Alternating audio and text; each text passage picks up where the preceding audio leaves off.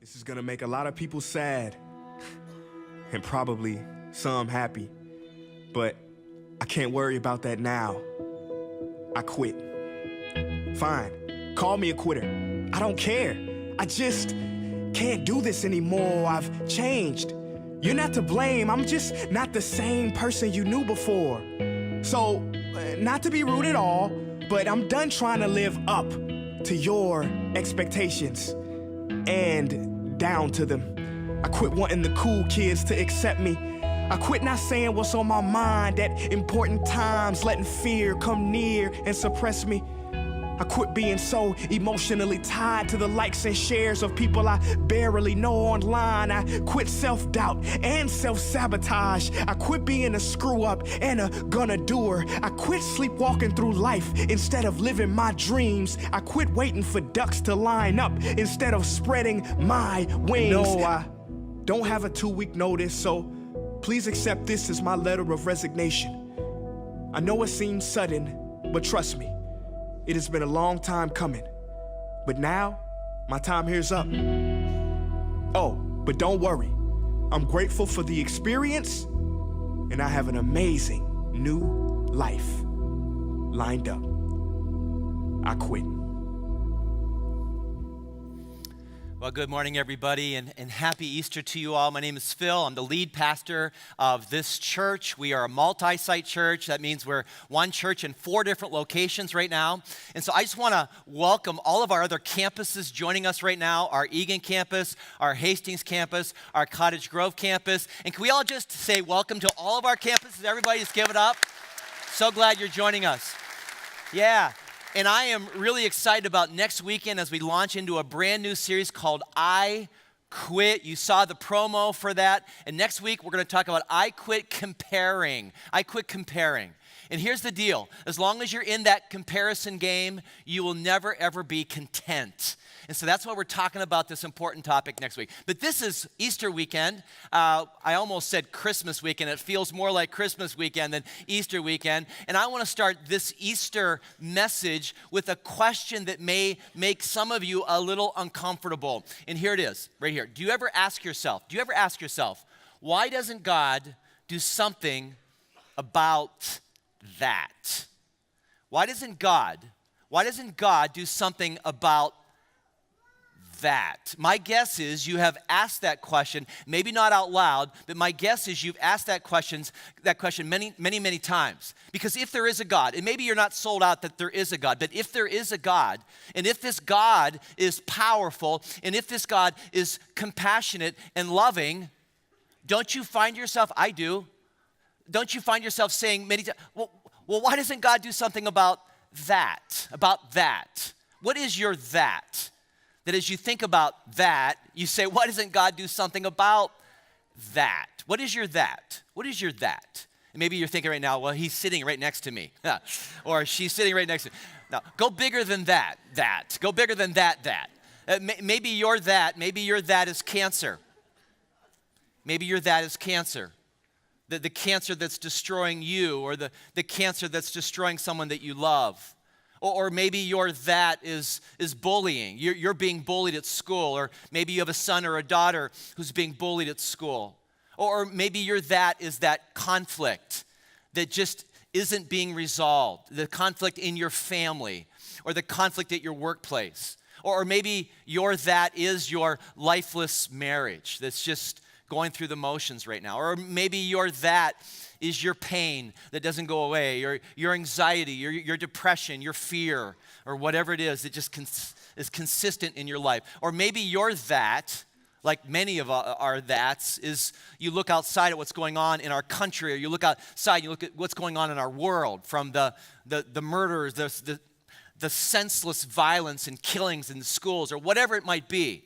That we look out at those things and we say to ourselves, and maybe not out loud, but we say to ourselves, why doesn't God do something about that? I don't know what your that is, but here's what I know about that, whatever that is. It will drive a wedge between yourself and God. I know that. That will suck the joy. It will pilfer your peace. It will suck the joy right out of your life. And the other thing I know about that is it will steal, it will grab, it will take the blue right out of the sky in your life. Now, some of you at our campuses right now are saying, Pastor Phil, I didn't get dressed up in my new Easter outfit to hear a bunch of bad news about all those that's. Well, I'm so glad you got dressed up, and there is good news. And the good news is this: Easter is God's answer to every that. Easter is God's answer to every that. What happened on that very first Easter is that hope was born. Hope was born on that very first Easter. That event, Easter, changed everything. And so if you're here today at one of our campuses and you feel a little deflated, or you feel a little defeated, or you feel a little hope impaired, I'm so glad you're here, because God has a message of hope for all of us today. A very strong message of hope. So what we're going to do right now is what we always do at Crossroads. We're going to grab our Bibles, our Bibles, and we're going to open them up. And if you didn't bring a Bible, that's okay. There's Bibles in front of you at all of our campuses in the chair racks. And if you would open up your Bible to John, it's a book of the Bible, John chapter 11. John chapter 11. It's in the 800-page range for you. But as you open your Bible to John, the reason why we're going to John is because John was a follower of Jesus, one of the closest followers of Jesus. And John was an eyewitness to everything that Jesus said and everything that Jesus did. And toward the end of his life, what John does is he writes down this account of the life and the teachings of Jesus. And we're going to pick up the story in John chapter 11. John chapter 11. So I'll give you just a second to find that. And if you don't go there, we'll have it up on the screen for you. When you get to John chapter 11, though, what you need to know is that Jesus has deliberately created or caused a that. Jesus has done something, and because Jesus did what he did, everybody's pointing at it, and everybody's saying, why doesn't Jesus do something about that? Why didn't Jesus do something about that? And that's where we pick up the story, with some drama going on here. So here's chapter 11, verse 1. A man named Lazarus was sick. He lived in Bethany with his sisters, Mary and Martha. This is the Mary who later poured expensive perfume on the Lord's feet. Now, he's just telling, there's a lot of Marys back then. So John's just so deliberately saying, this is the Mary we're talking about here, and wiped them with her hair. So the two sisters sent a message to Jesus telling him, Lord, your dear friend is very sick. Now, let's just pause for a moment. What do we know thus far? Well, we know that there's these two sisters, Mary and Martha, and they have this brother who's really, really sick. That's one thing we know. The other thing we know was that Jesus was a friend to this family. In fact, from this passage and other gospel accounts, other books of the Bible, we know that Jesus hung out at their home. Jesus, when he needed some R&R, when he wanted to put his feet up and watch a little Final Four action, Jesus would go to Lazarus and Mary and Martha's home. They had like a 60-inch, TV. Just making that up. April Fool's. No, they didn't, but they did hang out. They did hang out together quite often. And so it's logical now that Lazarus is sick, it's logical for Mary and Martha, because they have a relationship, they're friends, to send a messenger to Jesus. Not just because they're friends, but because they know what Jesus has been doing. He has been healing people left and right. He is, there's no one like him. He's a miracle worker. And so they sent a messenger out to Jesus, who's about a day and a half walk away from Bethany, and they say, hey, our brother and your dear friend Jesus is sick, very sick. And what do you expect? What do you expect Jesus to do? What do you expect the next verse to read? Well, you expect it to say something like, so Jesus called an Uber and made haste to Bethany. That's what you expect the next verse to say, but that's not what happens. Verse 4. But when Jesus heard about it, he said, Lazarus' sickness will not end in death. No, it happened for the glory of God, so that the Son of God will receive glory from this. So although Jesus loved Martha, Mary, and Lazarus, he stayed, note that word, he stayed where he was for the next 2 days. And again, that doesn't make sense to us. what is going on here? I thought they were friends, right? What kind of friend is this that delays? What kind of friend is this that when you're needed doesn't show up at your doorstep? And as you're thinking about that, let me ask a very weird question of you. Does God ever seem pokey to you? Does God ever seem pokey to you? It's okay in church to go, yeah, he does. And sometimes it's God's pokiness that leads us to question, does God really care? Does God really know what's going on? And so after they debate, the disciples and Jesus, they decide, okay, let's go ahead and get to Bethany. And so let's pick up the story, verse 14. So he told them plainly, they're making their way now to where Lazarus, Mary, Martha are. He told them plainly, Lazarus is dead. Wait a minute, didn't he just say that Lazarus would not die? What's going on here? And for your sakes, Jesus says, for your sakes, you disciples, for your sakes, I'm glad I wasn't there. For now, you will really believe. Come, let's go see him. Now, when I read something like this in the Bible, I go, what in the world is going on here? This does not make any sense. That Jesus deliberately delayed, and now his friend is dead, and now he's saying to these disciples, and I'm glad I wasn't around to do anything about it. What? What is going on here? Can you just see the disciples looking at each other going, I don't know what's going on here. Something's going on here, but I don't know what's going on here. Jesus is not making sense right now. And isn't this true? This is true in our lives as well, that sometimes we just don't get what God's up to. That God sometimes delays on purpose. Sometimes God delays for a reason. We don't usually see it, but he's up to something. He's up to something. And that was certainly true here in Bethany. In John chapter 11, Jesus is orchestrating an event here. He's orchestrating something. And Jesus right now, he's setting the stage for something to happen. He's setting the stage, and what he needs at the very center of the stage to make this thing work is a corpse, is a dead body. And that, my friends, when Jesus and the disciples show up, that is exactly what they get. Go to verse 17. Here it is. When Jesus arrived at Bethany, he was told that Lazarus had already been in his grave for 4 days. Bethany was only a few miles down the road from Jerusalem, and many of the people had come to console Martha and Mary in their loss. When Martha got word that Jesus was coming, she went to meet him, but Mary stayed in the house. Martha said to Jesus, and I want you to hear this, Lord, if only you had been here, my brother would not have died. There's a lot of emotion going on here. There's a lot of emotion going on right here in this moment. And I want you just to sort of try to picture yourself being in that house, Mary, Martha, Lazarus' house. Rewind the tape a little bit. I want you to just visualize these sisters. They're watching their brother slowly fade away. They're watching their brother go in and out of consciousness. They're watching their brother having a hard time breathing. They see what's happening. And all the while, I want you to see them. They're looking out the window. They're looking out the window, and they're looking at each other saying, oh, he'll show up. Oh, he'll make it. He loved Lazarus. He's going to show up. He's going to make it all right. But he never does. Jesus never makes it to the house on time. And now we're told that 4 days have passed. Lazarus has been in the grave now for how many days?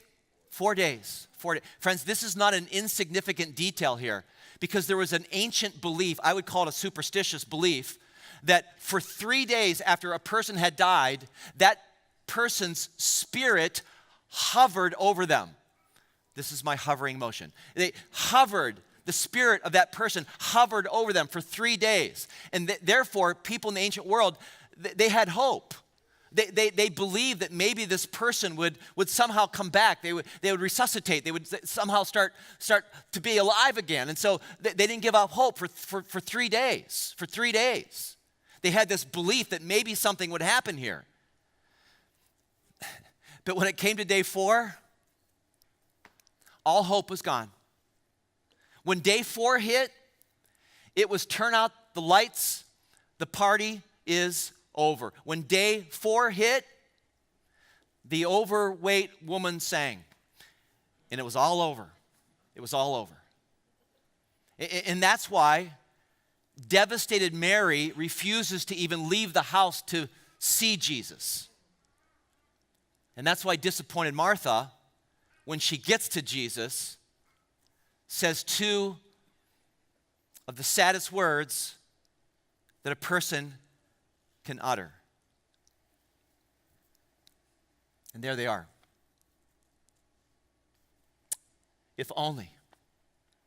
If only. Jesus, if only you would have shown up, this wouldn't have happened.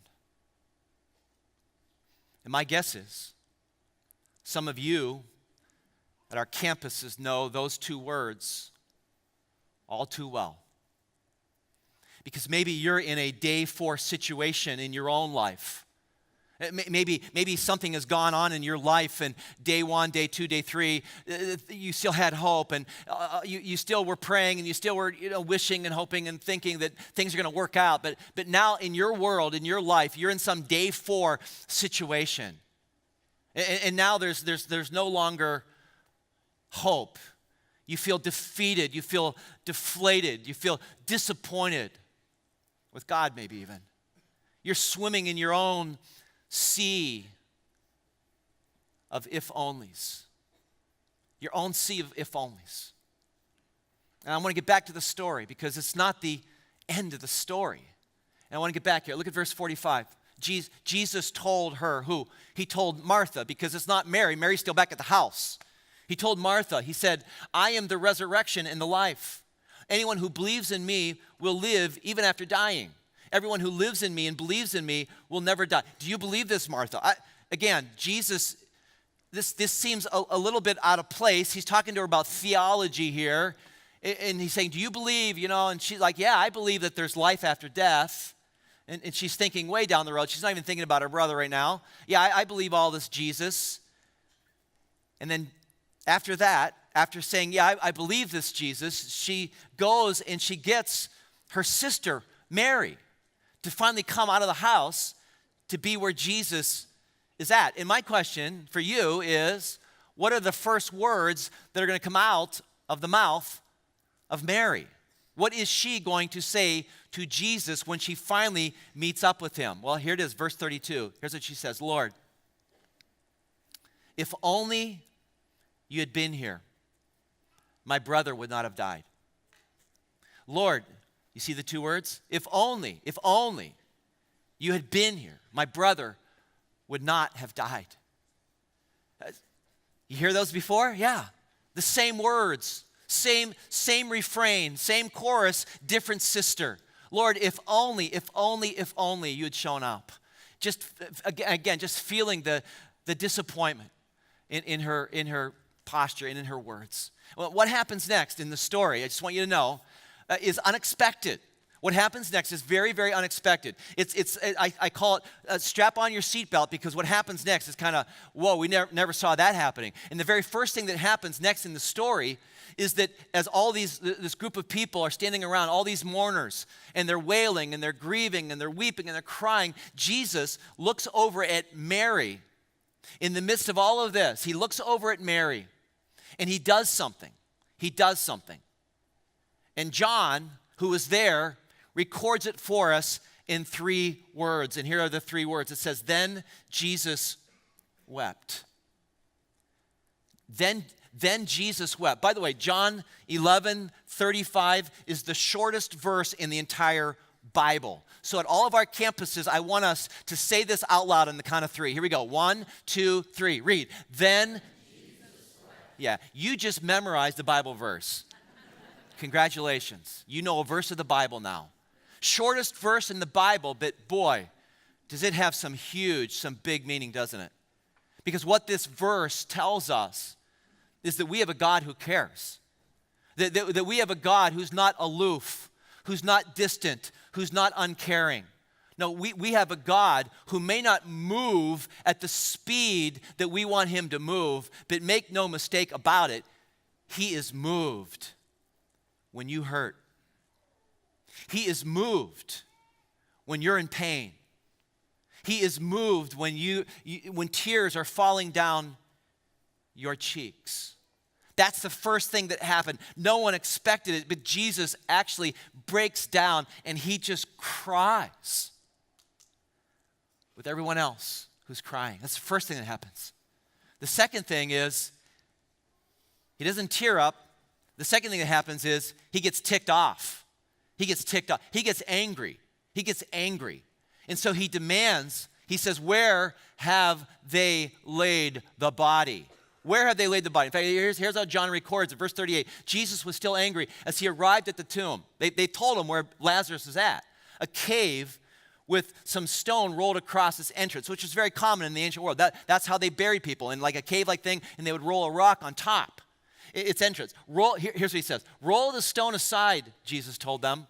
But Martha, the dead man's sister, protested. Lord, he has been dead for 4 days. The smell will be terrible. Okay, let's just push pause for a moment here. Jesus is mad. He's going kind of like crazy here. And all the while he's saying, get this stone out of here. Martha's doing the math. And Martha says, Lord, if they roll the stone away, it will stinketh. It will stinketh. To high heaven, Jesus. Let's not go there. Jesus, do you have any idea what this is going to be like if they roll that stone away? And Jesus doesn't listen to her. In fact, go down to verse 40. He responded, didn't I tell you that you would see God's glory if you believe? So they rolled the stone aside. Then Jesus looked up to heaven and said, Father, thank you for hearing me. You always hear me, but I said it out loud, this prayer, for the sake of all these people standing here, so that they will believe you sent me. Then Jesus shouted, just put yourself here, Lazarus, come out. And the dead man came out, his hands and feet bound in grave clothes, his face wrapped in a headcloth. Whoa. I mean, come on. This is not normal stuff, friends. This is one of those OMG moments here, right? Oh my goodness, what's going on here? Dead as a doornail, Lazarus all of a sudden comes alive. His still heart starts to beat. His lungs start filling up with air, with oxygen. His closed eyes open up. His wooden hands begin to move.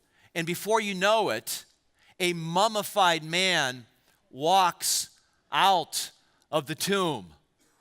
Whoa. I wish someone would have been there with their iPhone recording this whole thing for us so we could watch it right now. Wouldn't that have been so cool? What is wrong with this picture? Answer, everything. Dead people don't walk out of graves. I've done hundreds of funerals in my life. I've never had that happen, never. And I'm so glad because I don't know what I would do if it ever happened.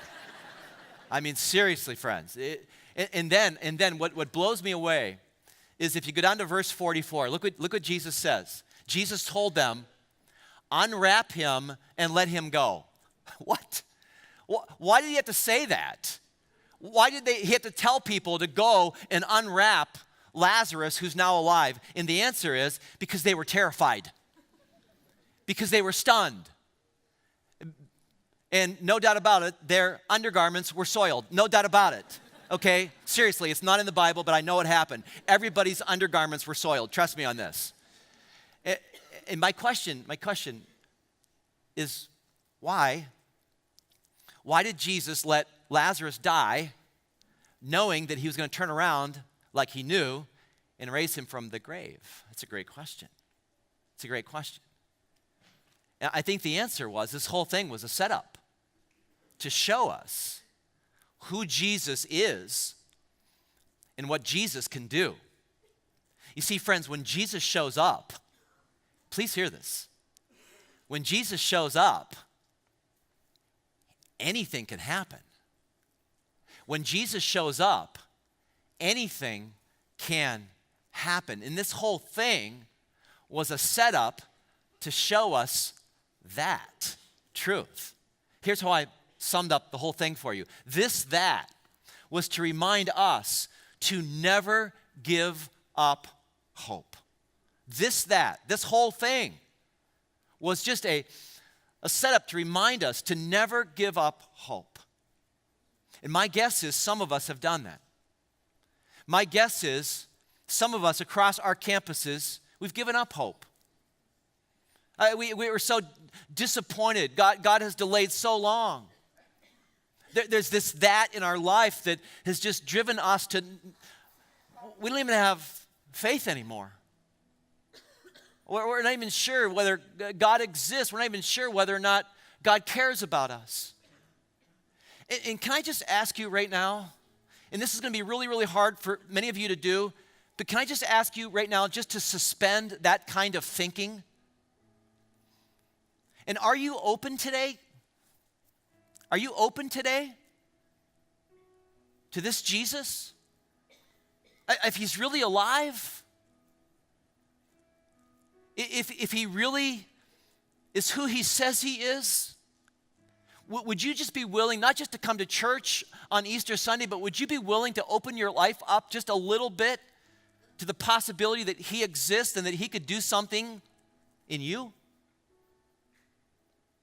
What is that which is dead that needs to be resurrected in you? What is that in you? What is that situation that you're wrestling with? Because the question that I want you to wrestle with right now is this question. What is the Easter miracle that you need? What is the Easter miracle that you need?